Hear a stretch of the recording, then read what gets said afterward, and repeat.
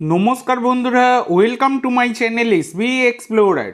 তো বন্ধুরা, সকলকে জানাই শুভ সকাল। তো প্রথমেই যে আপডেটটা দিয়ে শুরু করতে চলেছি সেটা হচ্ছে এবার চাপে পড়ে বড় সিদ্ধান্ত নিলেন গোলকিপার গুরপ্রীত সিং সান্ধু।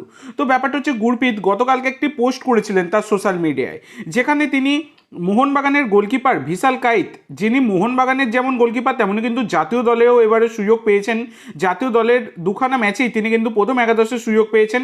এছাড়া সবথেকে বড় কথা, গুরপ্রীত তিনি কিন্তু এবারে জাতীয় দলে সুযোগই পাননি, খারাপ পারফরমেন্সের জেরে তাকে কিন্তু বাদ দিয়ে দেওয়া হয়েছে। তো বাংলাদেশ ম্যাচে কিছু ভুলভ্রান্তি করেছেন কিন্তু গোলকিপার ভিশাল কাইত, সেটা তোমরা সকলেই দেখেছো। আমি গতকালকেও ভিডিও বানিয়ে সেটা জানিয়েছি, রিভিউ ভিডিওতেও জানিয়েছিলাম, এছাড়া তোমরা সকলেই দেখতে পেয়েছো। তো ব্যাপারটা হচ্ছে, এটা নিয়ে গুরপ্রীত তিনি কিন্তু একটা ইঙ্গিতপূর্ণ পোস্ট করেছিলেন এবং গোলকিপার ভিশাল কাইতকে খোঁচা দিয়েছিলেন। সেখানে তিনি লিখেছিলেন দেয়ার ইজ এ ডিফারেন্স, মানে তিনি বলতে চেয়েছেন এই রকম মন্তব্যের মাধ্যমে যে আমার সাথে বিশালের এখানে কিন্তু ডিফারেন্স রয়েছে। কিন্তু আমি তোমাদেরকে একটা জিনিস বলতে চাই, গুরপ্রীত তোমরা সকলেই জানো জাতীয় দলের জার্সি গায়ে তিনি কিন্তু অ্যাসিস্ট অব্দি করে দিয়েছিলেন অপোনেন্ট প্লেয়ারকে, অপোনেন্ট দলকে আর কি, সেই রকমই ব্যাপার। এছাড়া গুরপ্রীতের সাম্প্রতিক পারফরমেন্স খুবই খারাপ। বেঙ্গালুরু এফসি জার্সির গায়ে তিনি কিন্তু জঘন্য ফুটবল খেলেছেন, সেটা দেখা গেছে। অপোনেন্ট প্লেয়ারদেরকে অ্যাসিস্ট করতে কিন্তু দেখা গেছে এই গুরপ্রীতকে। তো সেখানে গুরপ্রীতের এই রকম, তারই একজন সতীর্থ, তাকে এইভাবে কিন্তু বলাটা, এইভাবে মন্তব্য করাটা একদমই উচিত হয়নি। যেটা নিয়ে কিন্তু ভারতীয় ফুটবল ফ্যানেরা তারা একদমই খুশি হতে পারেনি গুরপ্রীতের এই রকম মন্তব্যে। তারপরে চাপে পড়ে গুরপ্রীত তিনি কিন্তু সেই পোস্টটা ডিলিট করে দেন। পোস্ট ডিলিট মানে কি, তোমরা যদি ফেসবুকে যাও তাহলে কিন্তু এই পোস্ট আর দেখতে পাবে না। আর ইনস্টাগ্রামে গেলে তোমরা দেখতে পাবে ছবিটা রয়েছে, কিন্তু নিচে যে ক্যাপশানে দেয়ার ইজ এ ডিফারেন্স লেখা ছিল সেইটা কিন্তু তোমরা দেখতে পাবে না। তো এই হচ্ছে ব্যাপার। তো চাপে পড়ে সিদ্ধান্ত বদল করে নিয়েছেন গুরপ্রীত, সেটা কিন্তু দেখা গেছে। এটা অবশ্যই কিন্তু গুরপ্রীতের থেকে আশা করা যায় না, একদমই জঘন্য মন্তব্য তিনি কিন্তু করেছিলেন। তো এর পরবর্তী যে আপডেটটা তোমাদেরকে দিতে চলেছি সেটা হচ্ছে, এবার আমাদের ভারতীয় জাতীয় দলের জার্সি গায়ে চাপিয়ে খেলতে চাইছেন ইয়ান ধান্দা এবং ড্যানি বাথ। তো ব্যাপারটা হচ্ছে, দেখো ওসিআই প্লেয়ার এদেরকে নিয়ে অনেক আলোচনাই হয়েছে। আমাদের এআইএফএ প্রত্যেকবার এই বাংলাদেশ ম্যাচের আগেই মানে অনেক আলোচনা করেছে যে আমরা চেষ্টা করছি ওসিআই এইসব প্লেয়ারদেরকে ভারতীয় জার্সি গায়ে খেলানোর জন্য। দেখো এরা প্রত্যেকবারে ওই মানে একটা ম্যাচ আসবে জাতীয় দলের, তখন এইটাকে চাগার দিয়ে ওঠে, হ্যাঁ ভাই এই করবো ওই করবো, হ্যান করেঙ্গা ত্যান করেঙ্গা, আর তারপর ব্যাস সব শেষ। মানে যেই সব কিছু শেষ হয়ে যাবে, খেলাবেলা শেষ হয়ে যাবে, আবার চুপ, মুখে কুলু বেটে বসে থাকবে।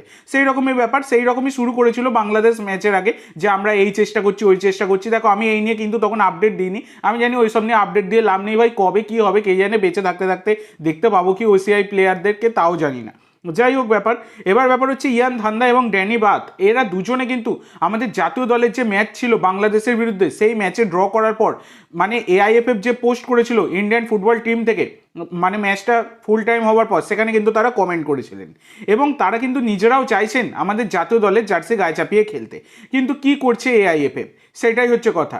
এখানে ভারতীয় গভর্নমেন্টের সাথে কথাবার্তা বলে একটা কোনো সিদ্ধান্তে আসা উচিত, কিন্তু সেটা কিছুই করছে না, শুধু মুখেই বলে যাচ্ছে কিন্তু কাজে কিছুই হচ্ছে না। সেই ভিএআর লাইটের মতো ব্যাপারটা হচ্ছে, তোমরা সকলেই জানো। তো দেখো ট্রিমান রণবীর তিনি কিন্তু বেলজিয়ামের পাসপোর্ট ছাড়তে রাজি ছিলেন আমাদের ভারতীয় জাতীয় দলে খেলবেন বলে, এবং ভারতে তিনি এসেও ছিলেন, কিন্তু ভারতের নাগরিকত্ব না পেয়ে তিনি আবার ফিরে গেলেন। তো একজন প্লেয়ার তিনি বেলজিয়াম ছেড়ে আসতে চাইছেন, তাকেও সুযোগ করে দিতে পারলো না আমাদের জাতীয় দল, তাহলে কি হবে ভাই জাতীয় দলের উন্নতিতে?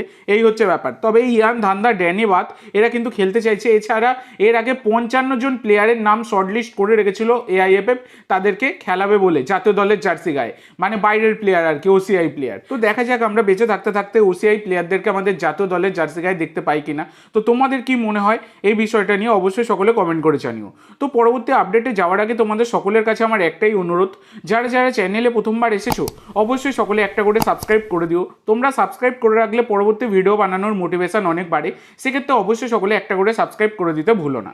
তো ব্যাপারটা হচ্ছে, পরবর্তী যে আপডেটটা তোমাদেরকে দেবো সেটা হচ্ছে, এবার কিন্তু মলিনার আশঙ্কা সত্যি হয়ে দাঁড়ালো। শুধু এবার নয়, এর আগে হয়েছে, যেটা হচ্ছে আমাদের জাতীয় দলে খেলতে গিয়ে চোট পেয়েছিলেন কিন্তু মনবীর সিং। তারপর জাতীয় দল থেকে তড়িঘড়ি তিনি কিন্তু কলকাতায় ফিরে এসে মোহনবাগান দলের সাথে বর্তমানে রিহ্যাব করছেন এবং খুব তাড়াতাড়ি তিনি ফিট হয়ে উঠবেন। আশা করা যাচ্ছে মোহনবাগান সেমিফাইনাল ম্যাচের আগে তিনি কিন্তু ফিট হয়ে উঠবেন। কিন্তু ব্যাপারটা হচ্ছে এইদিকে তোমরা যদি দেখো তাহলে কিন্তু আপুইয়া তিনি বাংলাদেশের বিরুদ্ধে ম্যাচে তিনি কিন্তু ইনজিওর্ড হয়েছেন এবং গতকালকে তিনি তড়িঘড়ি কলকাতায় ফিরে এসেছেন এবং শোনা যাচ্ছে আজকে তার এমআরআই হবে এবং তিনি মানে পায়ে একটু খুঁড়িয়ে খুঁড়িয়ে হাঁটছেন।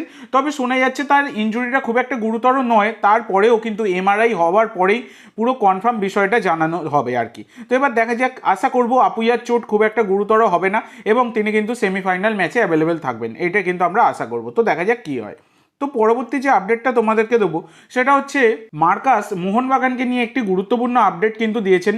তিনি জানিয়েছেন যে মোহনবাগানের একটি বড় খবর কিন্তু বেরিয়ে আসবে আইএসএল ফাইনালের পর। তো দেখো, মোহনবাগান সম্পর্কে প্রচুর প্লেয়ার সম্পর্কে আমি আপডেট কিন্তু দিয়েছি, অনেক রিউমারও বেরিয়ে আসছে, এছাড়া আরও অনেক কিছু রয়েছে যেগুলো আস্তে আস্তে আমি শেয়ার করব তোমাদের সাথে। কিন্তু আইএসএল ফাইনালের পর মোহনবাগান নিয়ে বড়সড় আপডেট আসতে চলেছে, বড়সড় খবর কিন্তু আসতে চলেছে, এই রকমই ইঙ্গিত কিন্তু মার্কাসও দিয়ে রেখেছেন। তো দেখা যাক কী হয়। তো লাস্ট যে আপডেটটা তোমাদেরকে দেবো সেটা কিন্তু একটা বড় আপডেট, সেটা বলাই যায়। তো বর্তমানে দাঁড়িয়ে বিভিন্ন মিডিয়া থেকে খবর করা হচ্ছে যে আর্জেন্টিনা জাতীয় দল একটি এক্সিবিশন ম্যাচ কিন্তু আমাদের ভারতে খেলতে চলেছে, ভারতে মানে কেরালায়। তো এর আগে কেরালা সরকার তারা কিন্তু আর্জেন্টিনা জাতীয় দল মানে মেসিকে আনতে চাইছিল ভারতে এবং ভারতে আর্জেন্টিনার একটি এক্সিবিশন ম্যাচ করতে চাইছিল, যেটা কিন্তু এর আগে আমাদের কলকাতাতেও হয়েছিল, তোমরা সকলেই জানো।